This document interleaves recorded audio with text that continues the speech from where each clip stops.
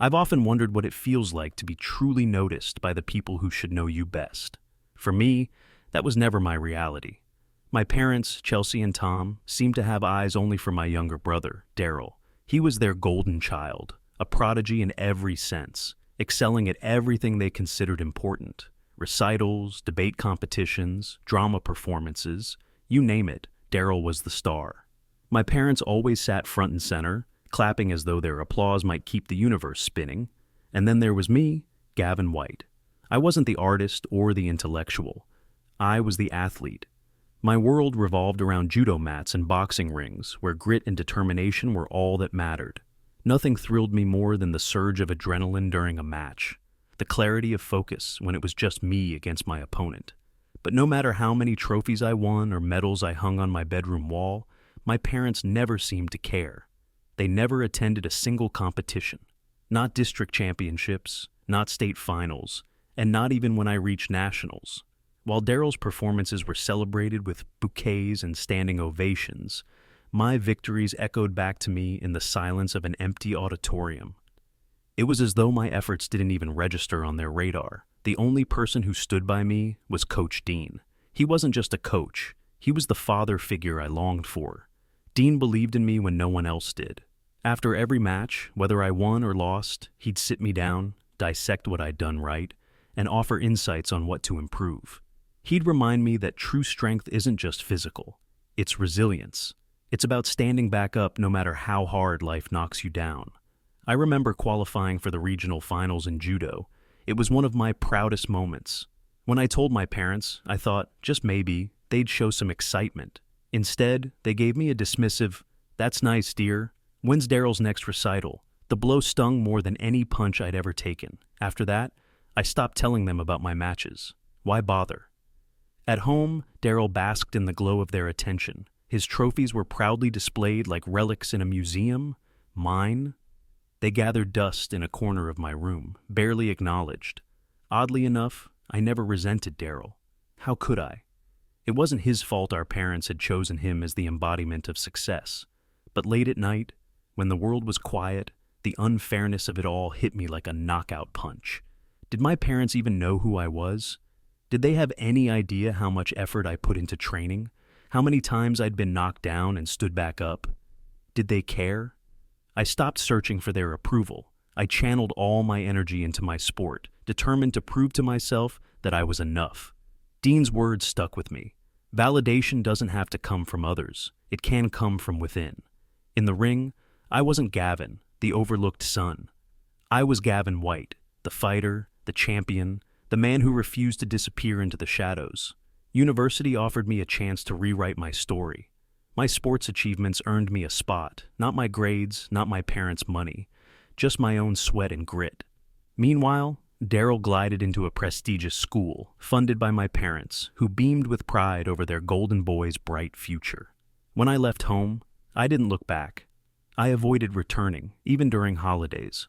My mom would call occasionally, but I always had an excuse: practice, training, a project, anything to stay away from the house that never felt like home. At university, everything changed. Or rather, someone changed everything.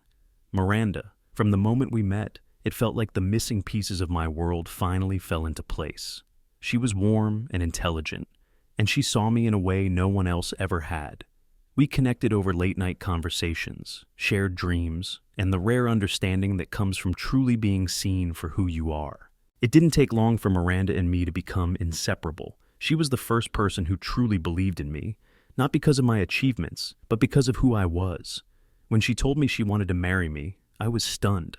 For the first time in my life, I felt like I had a future worth anticipating, a family of my own to build with someone who genuinely cared about me. Meeting her parents only solidified that feeling.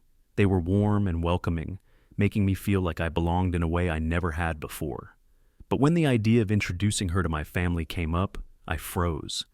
The thought alone made my stomach turn.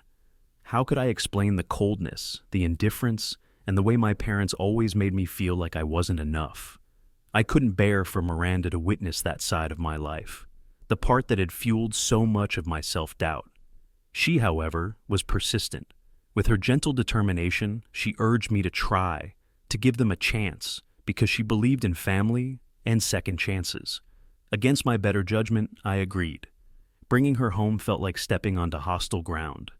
The house hadn't changed, but it had never truly been a home to me. My parents greeted Miranda politely, their smiles polished and insincere. Daryl, as always, naturally commanded the spotlight. His charm and intelligence effortlessly captivated her, and I felt a familiar bitterness creep in as I watched. Dinner was a blur of tension.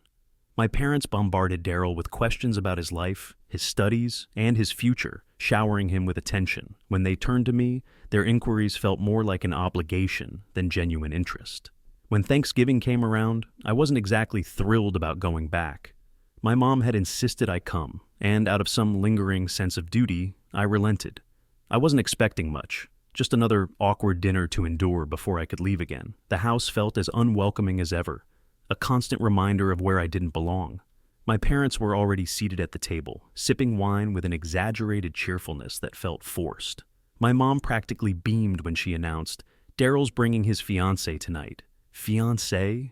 The word hit me like a brick. I hadn't even known Daryl was dating anyone seriously, but I hadn't cared enough to keep up with his life. I sat there, trying to summon some semblance of politeness, when the door opened and they walked in. The moment I saw her, my world stopped. It was Miranda.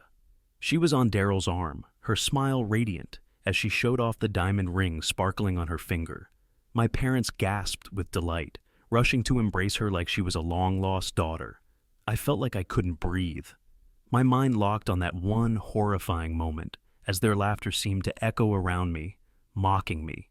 Miranda glanced in my direction, her smile faltering as her eyes met mine. For a fleeting second, I thought I saw regret, or maybe guilt. But whatever it wasn't enough. I sat frozen, my thoughts a chaotic mess. My mom, blissfully unaware of the storm inside me, turned and said with a bright smile, "Say something, Gavin. Aren't you happy for them?" Happy. The word tasted bitter, like poison. My stomach churned and rage boiled inside me. Under the table, I pressed my nails into my palms, trying to keep myself composed. But when I opened my mouth, the words came out cold and cutting. "I hope you all die in a house fire." The room fell silent. My parents stared at me, shocked. Miranda's face drained of color. Daryl stood there, his arms still around her, looking dumbfounded. I didn't wait for their responses. Pushing back my chair, the harsh scrape of wood against the floor broke the silence. I walked out without looking back. My hands shook as I gripped the steering wheel, driving away from the house that had always felt more like a prison. I couldn't decide who I was angrier with. Miranda, for betraying me, Daryl, for stealing what little happiness I had found, or myself, for ever believing I deserved better. Thanksgiving wasn't just ruined. Everything felt shattered. My family, my past, my future. It all seemed to have collapsed in one devastating moment. For the first time, I realized I didn't care if I ever saw them again. Leaving that house on Thanksgiving wasn't just walking away from dinner. It was walking away from the betrayal, the lies, and the constant reminders that I had never truly mattered. My parents, who had known Miranda was my girlfriend, were overjoyed to welcome her as Daryl's fiancée. That final insult was more than I could bear. The woman I had once cherished, the one I'd envisioned a future with, betrayed me in the most humiliating way possible. Miranda hadn't just cheated on me, she'd done it with my own brother. And as if that wasn't enough, she had the audacity to flaunt it in front of me. If that didn't scream loud and clear that I wasn't welcome in their lives, I didn't know what would. But you know what? They deserved each other. Daryl, my brother, who could never resist taking what was mine, and Miranda, who turned on me so easily. Let them have their so-called perfect little life. I wanted nothing to do with it. That very night, I cut all ties. Daryl, Miranda, my parents, they were all blocked. I erased their numbers, deleted every old message, and wiped any trace of them from my life. At university, I made it clear Miranda was invisible to me. She tried a few times, calling my name, even chasing after me, but I didn't give her the satisfaction of acknowledgement. She'd made her bed, and I was done with her. For a while, I toyed with the idea of teaching Daryl a lesson, showing him he couldn't always take what he wanted and walk away unscathed. But every time the thought crossed my mind, I reminded myself of the bigger picture. He wasn't worth it. They weren't worth it. No way was I risking my future or my freedom over people as small and petty as them. Some relatives reached out eventually, asking why I wasn't showing up to family holidays or events. My response was simple and final. I don't belong there. Most of them didn't press me for details, and whether they knew the truth or not, I couldn't care less.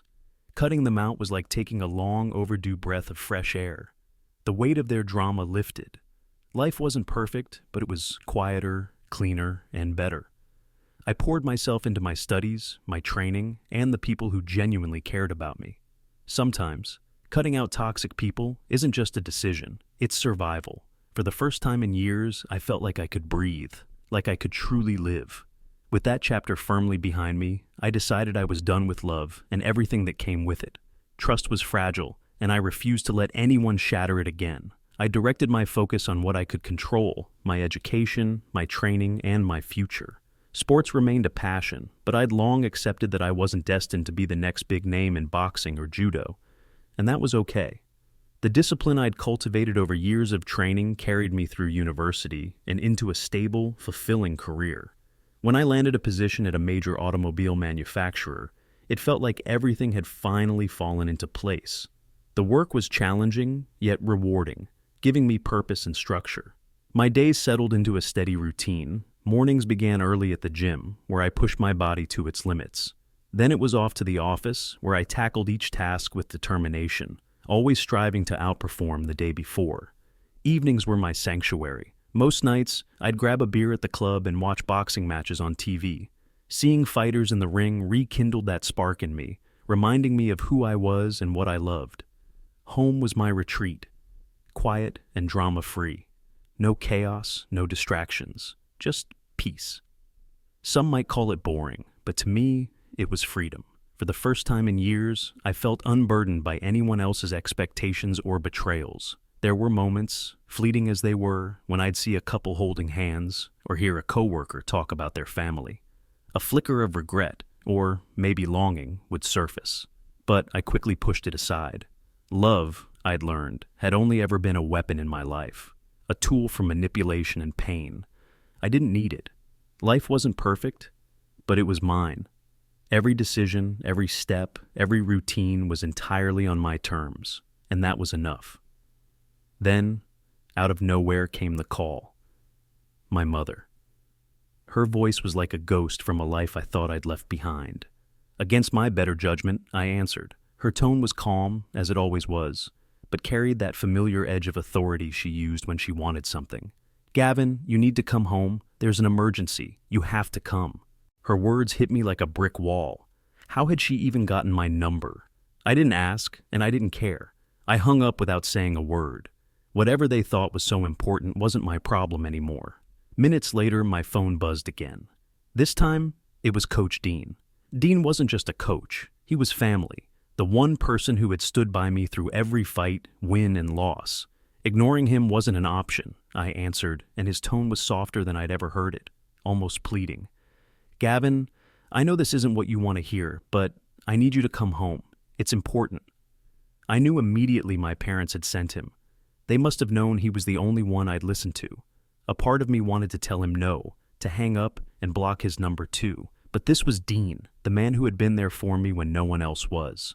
Fine, I said curtly. The drive home felt like diving headfirst into a life I had spent years trying to escape. Memories I'd buried long ago began to surface. Sitting in the back seat as a kid while my parents heaped praise on Daryl for his latest insignificant achievement, completely ignoring me.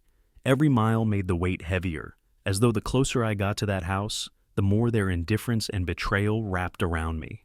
I didn't know what emergency was waiting, but I was certain of one thing. It wasn't for me. I wasn't going back for them.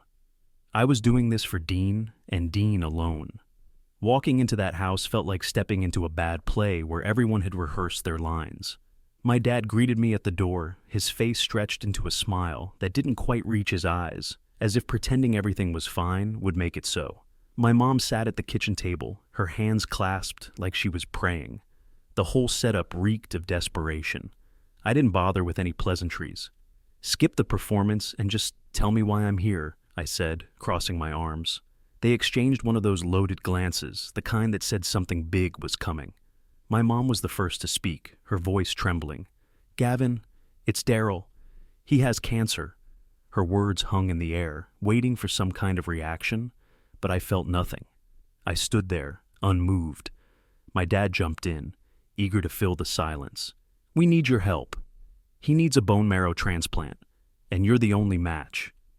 I raised an eyebrow, my voice cutting through the tension. "What about you? Or Mom?" My mother's face tightened as she murmured, "We're not matches. Daryl has a rare blood type. Yours." I let the words sit for a moment before shoving my chair back and rising to my feet.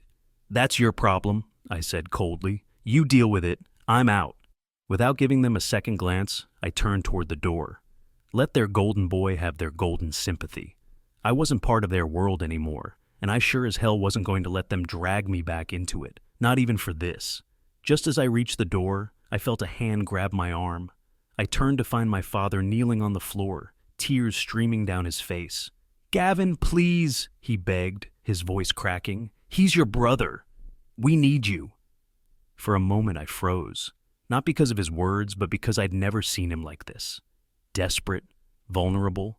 Years ago, it might have mattered. Now, it didn't. I pulled my arm free and took another step toward the door.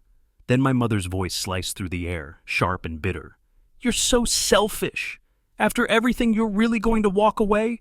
You've always been like this, Gavin. Always thinking only about yourself." I stopped in my tracks, her words catching me. Not because they stung, but because they were so ridiculous. Slowly I turned to face her. That same judgmental glare she'd always reserved for me was there, as cold as ever. But this time, I wasn't a helpless kid. This time, I had something to say. "All my life," I began, my voice steady but carrying years of resentment, "you've treated me like I didn't matter. Tell me, Mom, how many championships have I won? Can you name even one? Who filled out my university applications? Oh, right, that was me. Who paid for my education? Me again. And tell me, how many times did you think about me while you were busy throwing all your attention and money at Daryl?" I stepped closer, my eyes locked on hers. "Even now, when you finally decided to call me, it wasn't for me. It was for him. Your golden child, your only son, right? Not the one you gave birth to and forgot about. Well, here I am, Mom, your forgotten, selfish son, standing right in front of you." She opened her mouth, but no words came. She just stared at me, her face frozen in shock. "You made me this way," I continued, my voice growing stronger. "You turned me into someone who doesn't care, someone who doesn't need you, someone who doesn't owe you anything. So deal with it." I didn't wait for a response. I turned and walked out, slamming the door behind me. For the first time in years, I felt a strange kind of freedom. Not because I was leaving, but because I'd finally said the words that had been trapped inside me for so long. They wanted me to save Daryl, but they never realized. I stopped being their son a long time ago. Whatever bond we once had was severed, and they were the ones who cut it. That evening, Dean called again. His voice carried a weight I hadn't heard before, heavy with the burden of what he needed to say. "Gavin," he began, pausing like he wasn't sure how to continue. "Daryl's gone. He passed earlier today." I sat there staring at the wall, the words echoing in the silence. They didn't land the way they might have if Daryl and I had been close, or if I'd felt anything for him in years. All I felt was emptiness. Dean's voice softened. "They were too late to call you." I could tell he was gauging my reaction, waiting to see if I'd crumble under the news. But I didn't. "All right," I replied, my tone flat, before hanging up. I didn't ask about Miranda. I didn't need to. I could imagine what happened. The moment Daryl could no longer provide her the life she wanted, she would have vanished. It wasn't surprising. It was who she was. Not long after, I received another call, this time from an old university friend. His news caught me off guard. Miranda was dead. She'd died in a car crash, high on drugs when it happened. The woman who once dreamed with me, then betrayed me, had ultimately destroyed herself. Life, in its strange way, had closed that chapter without me lifting a finger. My parents, however, seemed determined to reopen theirs. They started calling me every week, but I didn't answer. They had already burned through their second, third, and fourth chances years ago. Even some extended family reached out, trying to play peacemakers. They're trying to make amends, they said, or they've changed. I wasn't buying it. I told them exactly what I thought. The only reason they're calling is because I'm all they have left. If Daryl were still alive, I wouldn't even cross their minds. So save your guilt trips. I don't need them. Dean, steady as always, suggested I consider therapy. At first, I dismissed the idea outright. But the more I thought about it, the more I realized he might have a point. I'd spent so many years building walls to keep the world out, I didn't know how to lower them, even for myself. So I gave it a shot. Slowly, cautiously. Confronting the things I had buried wasn't easy, but I kept at it. For the first time in years, I was trying to piece together the parts of myself I had neglected. I don't know where this road will take me, but for now, I'm walking it. And for the first time in a long time, I feel like there's a chance it could lead to something better.